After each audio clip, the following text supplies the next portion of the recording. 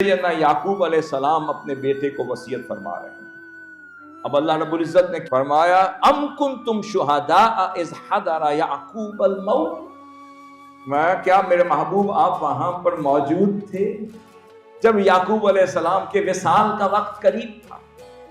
वो अपने साहबजादों को बुलाकर उनको वसीयत फरमा रहे हैं और उनको तरबियत फरमा रहे हैं, इस्तिफसार फरमा रहे हैं, डायलॉग फरमा रहे हैं और उनके अकीदे को चेक कर रहे हैं, उनकी पुख्तगी को एनालाइज कर रहे हैं और उनके तयक्कुन को देख रहे हैं और उनके अकीदे को चेक कर रहे हैं।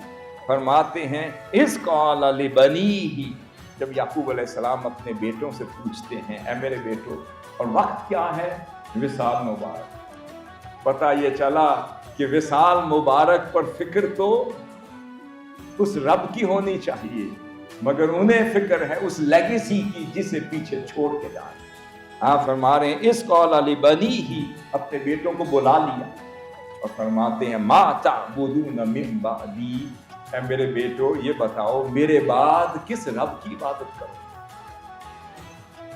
अब वैसे सोचा जाए ये सवाल बनता है कि भाई जिनको इबादत सिखाई, जिनको तौहीद सिखाई, जिस खानवादा नबूवत में उन्होंने आंख खोली, जिस रब को रब माना, जिसकी इबादत की, जिसकी तौहीद का जिक्र किया, जिसका चर्चा किया और जिसका चर्चा करते हुए अपने बाबा जान को देखा।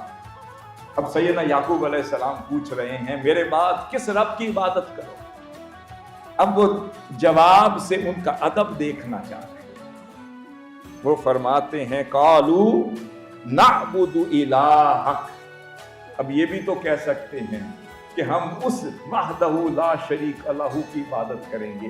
नहीं, उनका अदब ये था कि हम कब जानते थे कि रब कौन है, हमें आपने बताया है कि वो रब है।